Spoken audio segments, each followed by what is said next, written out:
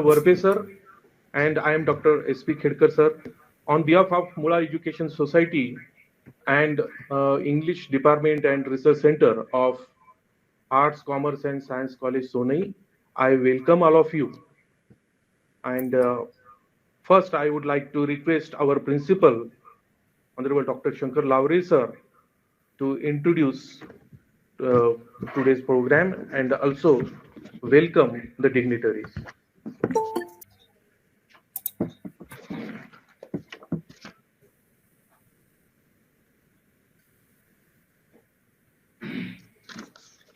Good afternoon. Today we have with us Professor Pavlovic, Associate Professor, Mathematical Faculty, Belgrade, Serbia. And the webinar is on artistic accuracy of the Mahabharata, organized by Department of English and Research Center, Mula Education Society's Arts, Commerce and Science College, Sonai, Maharashtra, India, and Mathematical Belgrade, Serbia.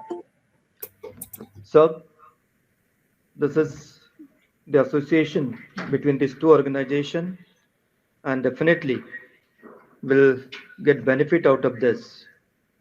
Our college, it is run by Mula Education Society, Sonai, and was started in 1989 under the leadership of Honorable Yashwantrao Gadak Patil. The campus is lush green. We have easy, PG, and post-PG programs, including PhD, under arts, commerce, and science, and also we have management courses. Total 2,200 students are taking education in this college. College is accredited by National Accreditation Board, Bengaluru, with A grade, and is rated by 4-star rating with Ministry of Education, Government of India. It is also recognized as top 10 colleges in India for arts and commerce. College has incubation center and registered startups. So this is what the brief idea about the college. Thank you, sir, and we'll welcome you on behalf of our management and college top management. Thank you.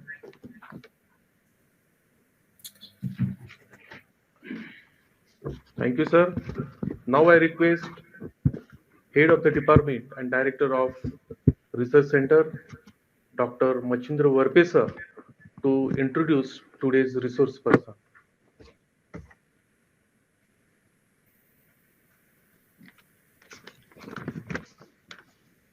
Good afternoon. I have a great privilege to introduce today's resource person, Pavlovic, who is a young scholar. He was born in 1983 in Belgrade. He finished at the 5th Belgrade Grammar School in 2002. He graduated at the Philological Faculty of Belgrade in the Department of Comparative Literature and also at the Department of English Language and Literature. In June 2010, he defended his master thesis on the Dostoevsky criticism in the early Soviet period with a score of 10. He enrolled for his doctoral studies at the Philological Faculty in Belgrade in 2010. And in 2016, he defended his PhD with the title Banquet Imagery in the 19th Century European Novel. At present, he lives and works in Belgrade. He works at the Mathematical Faculty of Belgrade as an associate professor. He publishes his papers on poetry and fiction. That with this, I stop here. Thank you very much.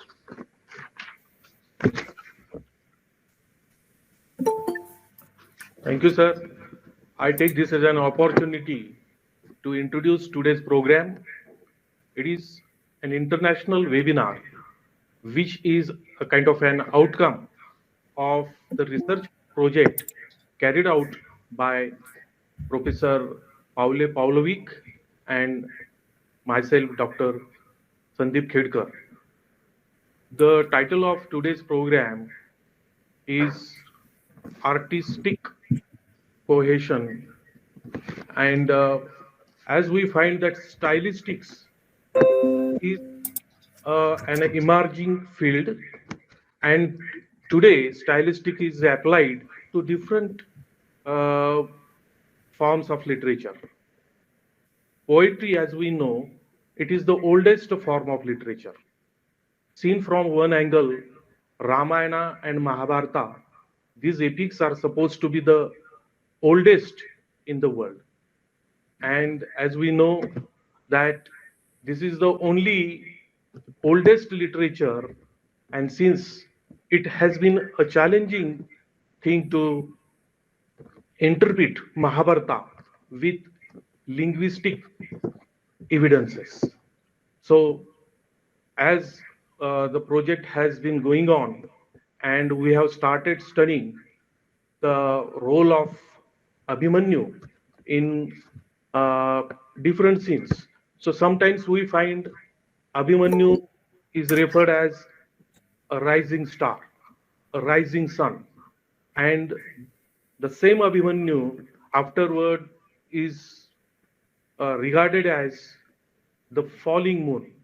So there should have been some scheme in the mind of Sant Vyas Muni who composed this. So we are going to interpret this uh, Mahabharata also in comparison with Western epics like the epics of Horace and Homer, like Iliad and Odyssey. So with this short introduction, now I request Honorable Professor Pavlovic to start his session. Thank you. Thank you very much for this nice introduction. And I really apologize for miscalculating initially the term and the time zones. And thank you for your patience. As you have heard, Professor Khedkar emphasized the significance of stylistic analysis in literature as one of the most basic approaches to literary fiction.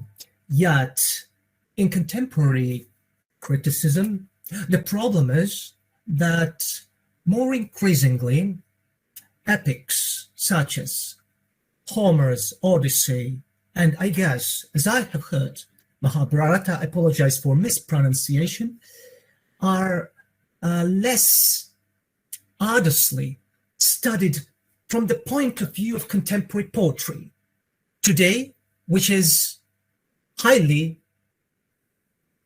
praiseworthy. Homer and ancient Indian epics are studied from cultural perspective, from the perspective of their reflection of basic cultural codes and values, whereas the question of artistic craft, unity, sense of developing an accurate metaphorical web, accuracy in general, and cohesion specifically, has somehow been neglected. Therefore, me and Professor Khedkar decided to somehow fill in that gap, and the job is not finished and is really demanding and all the more intriguing and exciting as well. Preliminarily, I guess that the screen is well shared. I shall give some warning in the sense that as a scholar who read and enjoyed Mahabharata only from the English translation, can claim some conclusions only on account of this, whereas I am happy to invite Professor Khedkar to Richek and all of other present colleagues, those very same conclusions and insights by basing their analysis on their knowledge of Sanskrit. This is a great advantage, because at times translation can give a distorted version. Yet I believe that Boylan's translation, I really apologize, provides precise and accurate reflections of great artistic discipline found in Mahabharata. And if I can safely say, that discipline that I noted in the Mahabharata is of such a degree that contemporary poets can learn much from it. Today, we are prone, especially in the West, saying, well, this is something that is old-fashioned. We live in the modern world. But if we apply a close reading analysis, as I hope this will become clear, we shall understand that most possibly Mahabharata poets, as well as Homer, are more contemporary than many contemporary poets that claim to be so. Let me first introduce basic terms and tenets of our analysis. Whilst it is easy to philosophize about poetry, it is not easy to find the very basis of that brilliant and deep philosophy in the underlying structures of language and poetic creativity, and find connection between the two. And me and Mr. Ketkar decided jointly, in a work that is still being in progress, to use the three following key concepts: chiasmus, extended metaphors of transformation, and extended metaphorical analysis. Let me first explain what chiasmus is and define it. More generally, in your textbooks, you will find the definition. Chiasmus is the trope of mirror inversions, and it can apply to rhyme A, B, B, A, or to syntax. Tree at my window, window, tree. Yet, in Abhimanyu episode, we have found an extended narrative chiasmus. This is my tentative term, and this will become clear during my expatiation on the topic. So, syntax can be applied to narrative more broadly when protagonists and antagonists reverse roles, as we shall see, as case with Mahabharata. And this is, as I put in bold, a narrative chiasmus. Therefore, we need a broader, tentative definition of chiasmus. Let me now specify our approach and the main idea of the project. So we argue that Mahabharata chiasmus is very subtle, very contemporary, and it occurs in an implicit manner, another trait of contemporary discourse, not at the level of narration, but at the level content of comparison. We have two levels that we wish to study: the level of similes and the narrative, the main narrative. The main narrative recounts about Abhimanyu's enterprise, and the level of comparison or the level of similes, as in other epics, for example, Homer's epics, represent the object to which the main hero and his actions are being compared. And we wish to study this from the perspective of dynamic development of meaning, not of static conclusions. So, this is our tentative working thesis statement. The implicit narrative chiasmus is highlighted for the reader by this subtle extended metaphor. Therefore, these are the key words that we wish to stick to. Now let me go back to chiasmus and further explain our broadening of the concept.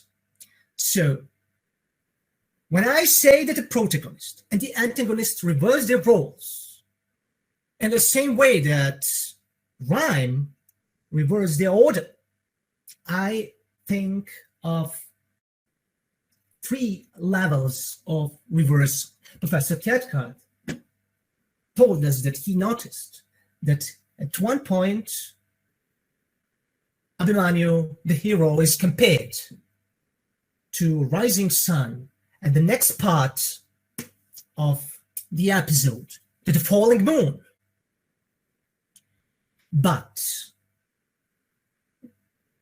chiasmus works also in such a manner to represent Abhimanyu's enemies simultaneously sharing the same destiny, the same metaphorical destiny, in the sense that also they initially are described as being on the rise and then on the fall.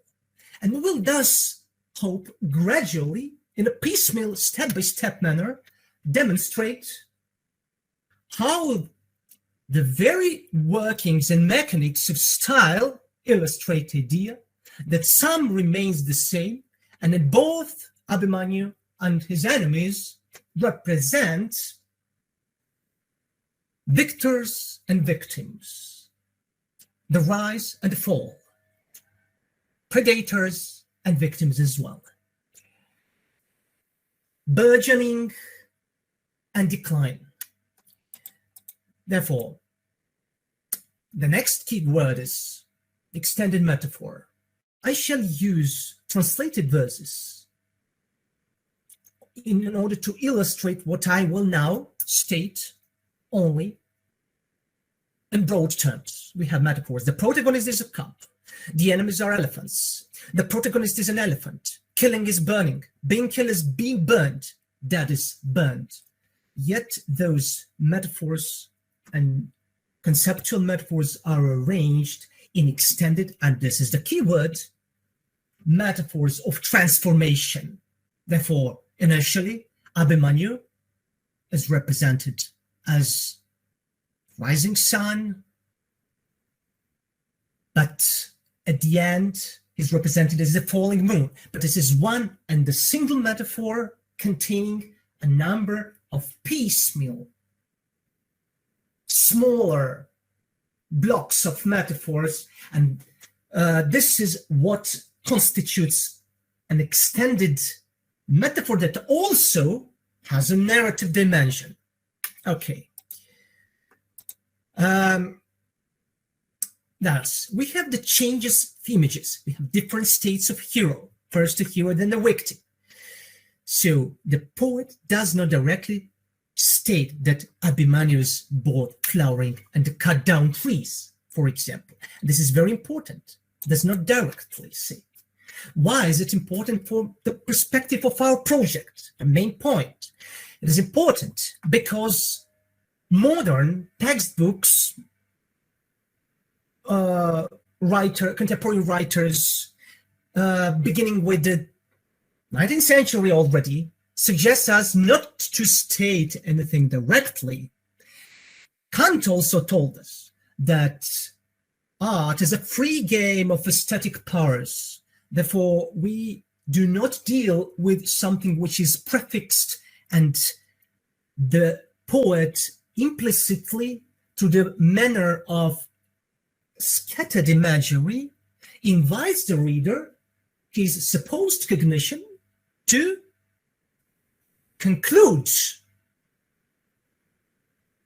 higher truths underlying those descriptions.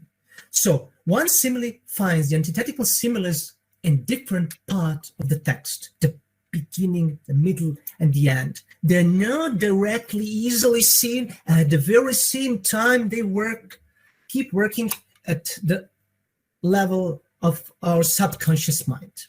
So let me give some basic examples. I really apologize.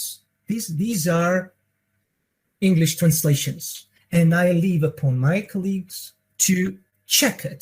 This will mean a lot to me.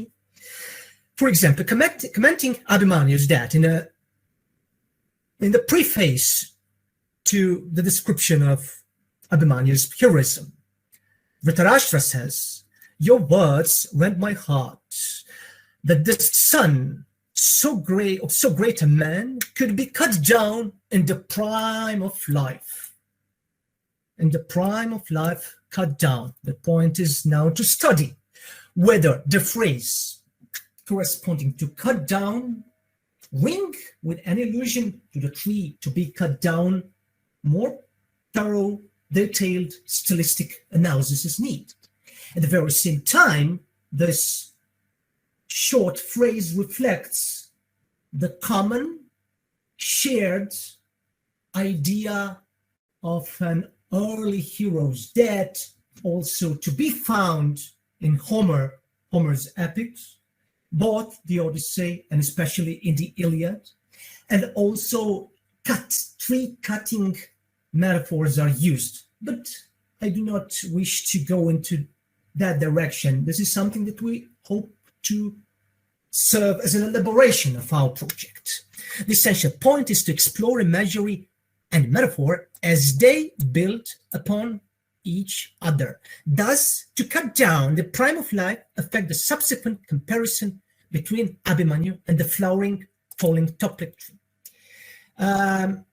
It is not, but here comes the question of chiasmus. It is not only Abhimanyu that keeps cutting enemies and ends being cut.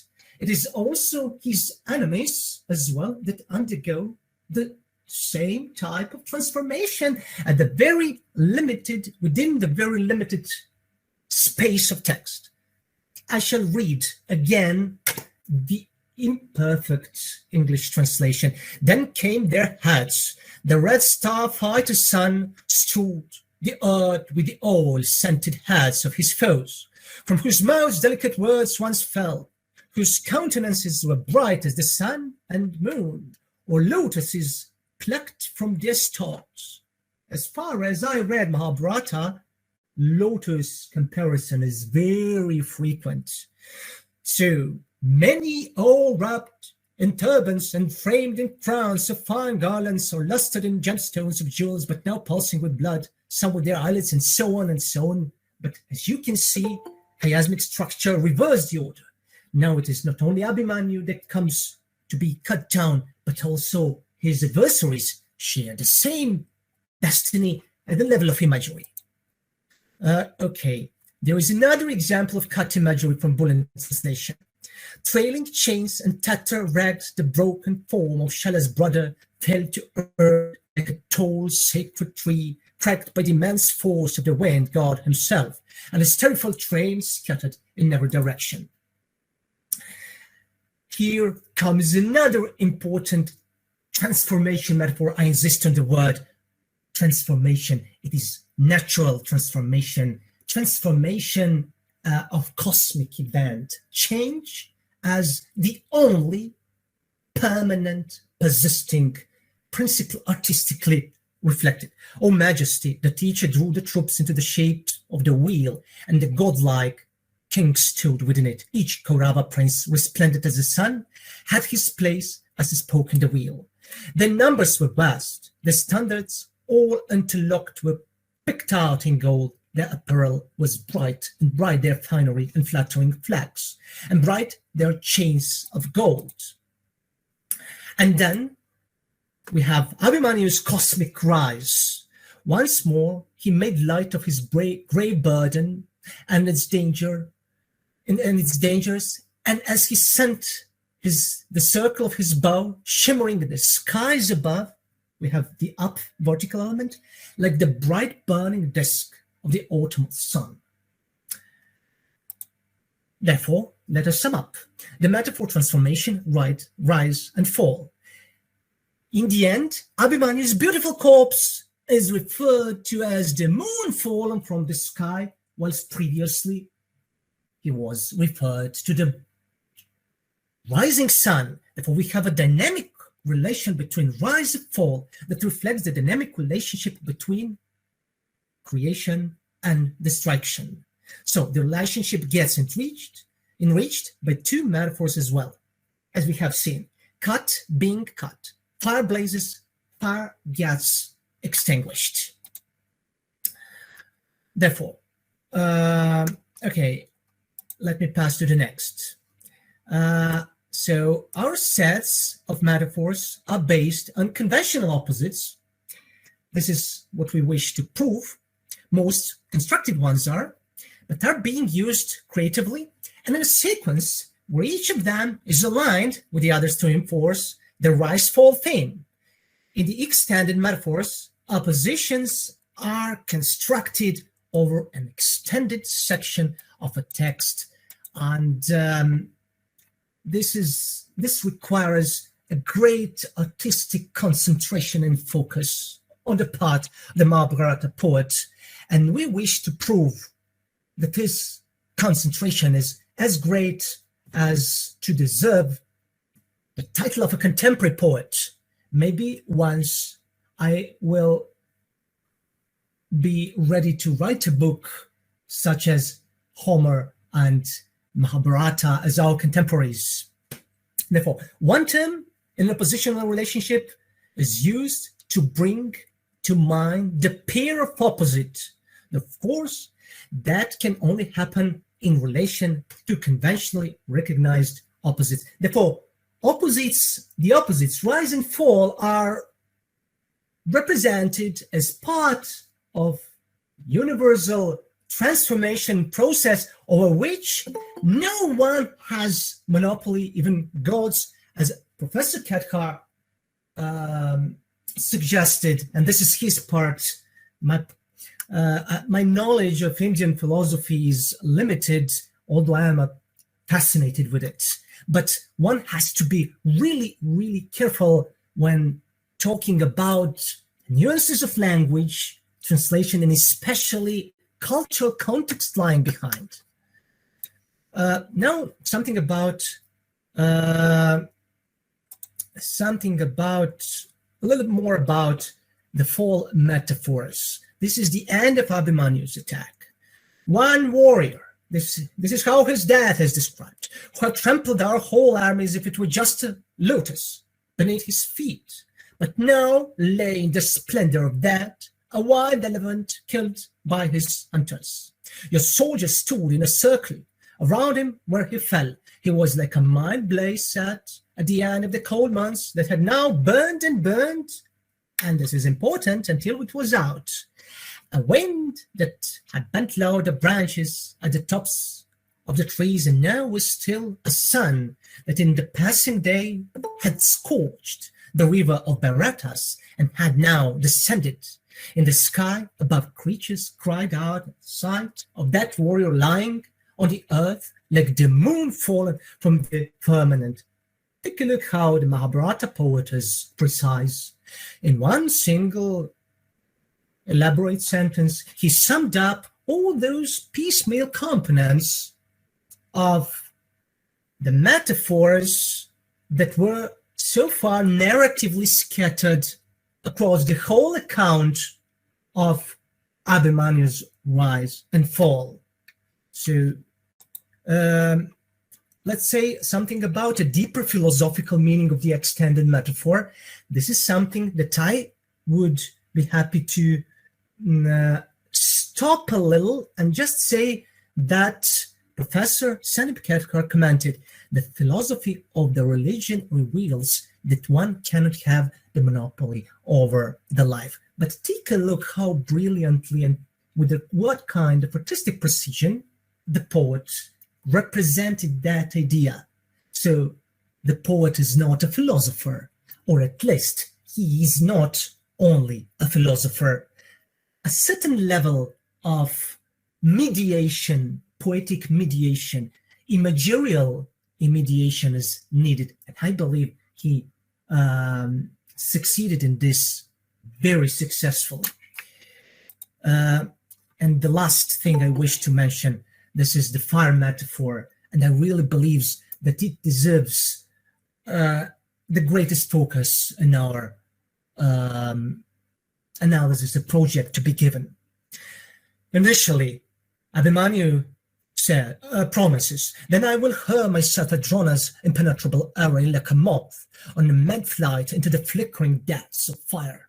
I will do what is right for both courses of my blood, so bring happiness to my father and my uncle alike. But there comes the issue of chiasmatic antithesis.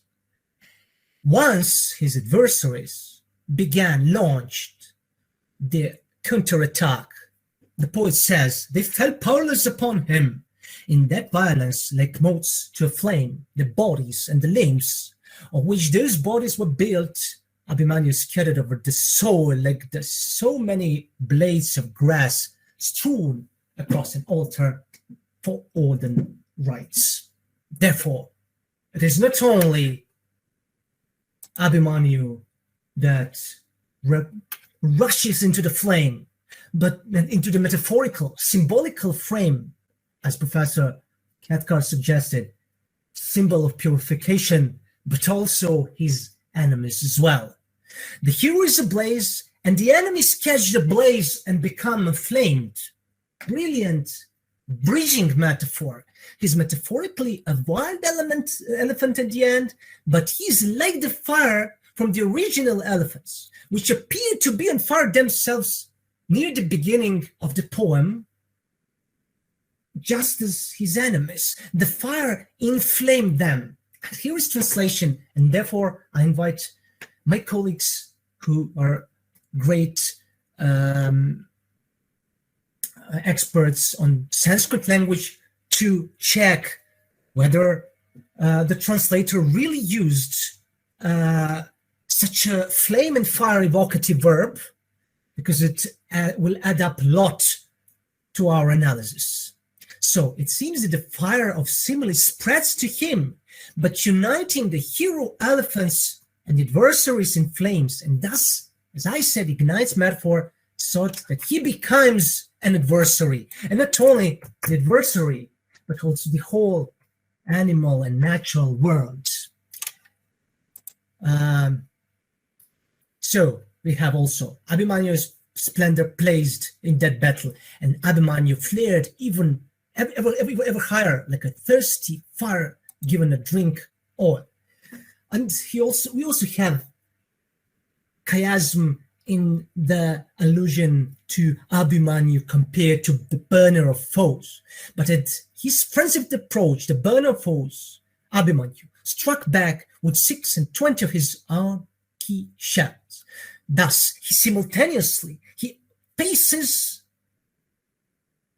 fire, purifying fire like a moth, and dives into them, and at the very same time turns himself metaphorically into the very same fire burning his own foot. He is a burner and the one that potentially gets burned. Okay, and therefore, I will not dwell too much in order to take from your precious time. I will just add 2 more things at the end. Observations. The project is still in progress. It needs stylistic elaboration, good knowledge of Sanskrit, in order to see how subtle, whether the poet is subtle in reenacting analogous pieces of imagery, maybe to a higher degree than I believed when reading a translation. My intuition is speaking to me that in the original version, the poet turns out to be even more subtler. Even in the translation, he's extremely subtle. Therefore, more thorough stylistic analysis is needed. And this is a common rule. Once you read the text in translation, and once you see in the translation how subtle, precise, accurate, concentrated the poet is, then you can hope and with great certainty suppose that the original version is far better and reflects a greater degree of artistic focus. Therefore, we will sum up that we have the three similes: sun, moon, fire, tree. They each repeat, we might call them motives, we shall see, repeating patterns in the poem, although they're very short ones and distributed at a very narrow piece of text. They're patterns of figurative comparison. And instead of one long extending conceit throughout the poem, there are three small conceits in the pattern. Caught like a blazing extinguished power. He advances, retreats like the sun and moon. He kills many and is killed like a flowering cut down tree. And the very same refers back to his enemies.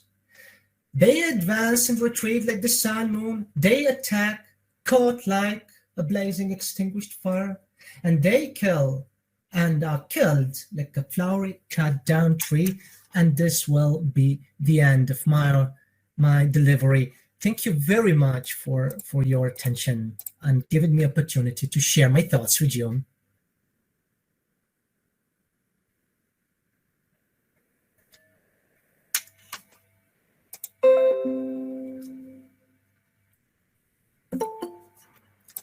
Thank you very much, sir, for your insightful speech and the interpretation of Mahabharata, especially with the episode of Abhimanyu. Sir, you have rightly pointed out that the use of cosmic energy, like trees, like sun, like the moon, it gives a lot of scope for the interpretation. And interpretation is always a step. Interpretation of such great epics can never be complete. So this is our effort to interpret this great epic Mahabharata in new manner. So now I request Vice Principal of our college, Dr. Nandev Jhine sir, to propose vote of thanks.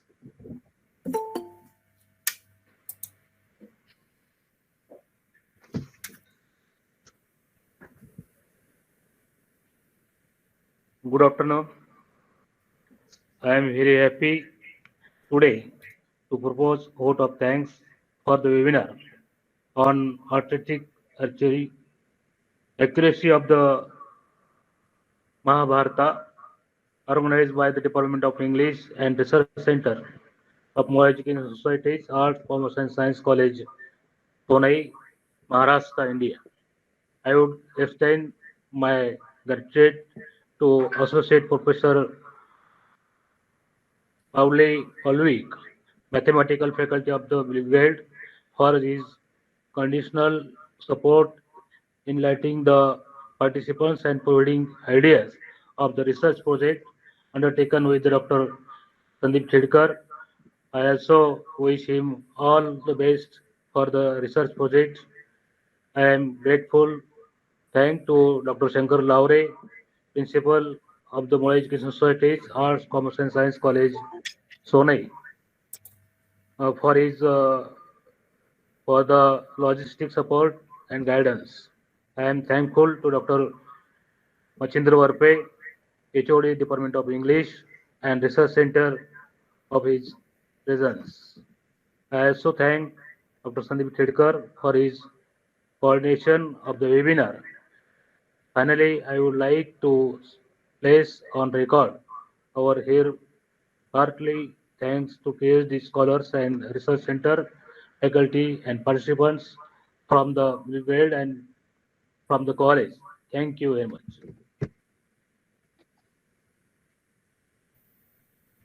Thank you very much, sir.